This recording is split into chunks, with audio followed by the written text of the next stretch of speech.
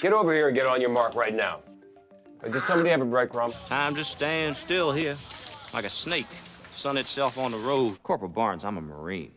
Is there no book, no manual or pamphlet, no set of orders or regulations that lets me know that as a Marine, one of my duties is to perform Code Reds? It was a mistake.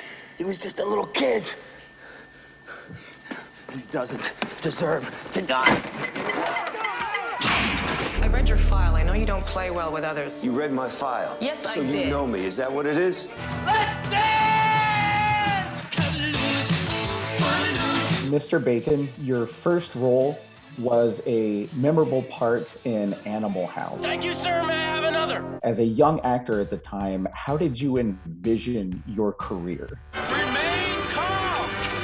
All is well. I was really driven to be in movies and to be on the stage and to be in theater. I'd moved to New York when I got out of high school, and I was already studying acting. And my dream, I think, was something that I've really been able to fulfill, which is amazing, was to be able to play a whole bunch of different kinds of characters. I wanted to become an actor not because I thought that I was interesting, because putting me up there was something that was really not interesting to me. I wanted to become an actor because I was interested in portraying, anything from a college kid to a cop to a journalist to a criminal to, an astronaut. And I've been really blessed to be able to have that kind of career. Well, and you always bring such complex characters to the screen. And that's also evident in You Should Have Left. Time and space are shifting. I think I'm losing my mind. It puts you on the edge of your seat. You can't quite figure out where you are, what's happening. It's terrifying. Wake up! It's a dream! One thing when I was watching the movie that I could use to describe it is tension. That tension is there from the very first scene all the way to the end. It ebbs and it flows, but it's always there. You Should Have Left is about a man facing his demons. Come away with me. Theo is a complicated man. He's lived 2 lives. If I don't get out of here for a while, I think I'm gonna go nuts. There's a lot of tension in this marriage. We'd rent a house in Wales. It's so beautiful! Wow. I love this. Wait. What? Listen. Quiet. That's when the fun starts.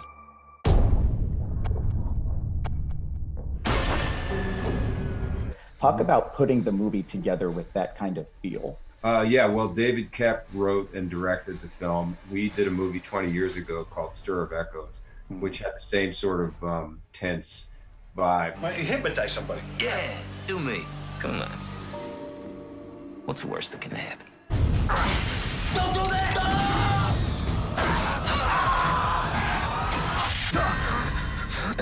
What the hell was that? And from the day that they said wrap on Stir of Echoes, I was, begging David to try to make another movie. It took a really long time, but once there was this idea planted in his brain, I could see the wheels were turning very quickly.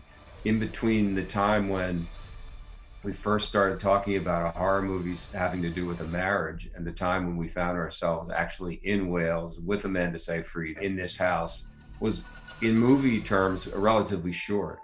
And tension is what that's the bread and butter of this kind of storytelling. Okay, no, this can't be happening. No, this is definitely not happening. One thing that I was really blown away by was Avery Essex, who plays your daughter, Ella.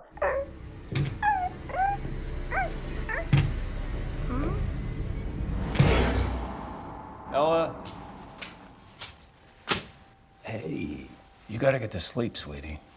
But there was a shadow on the wall. I know it's funny, but it's time to sleep. What was it like working with her? Well, working with children is always complicated. There's very specific rules surrounding, child labor laws where they can only work for a certain amount of time. I always say that being a child on a set is really, that's not what children are meant to be doing. They're meant to be playing and learning. But unfortunately, we need kids in movies to tell stories.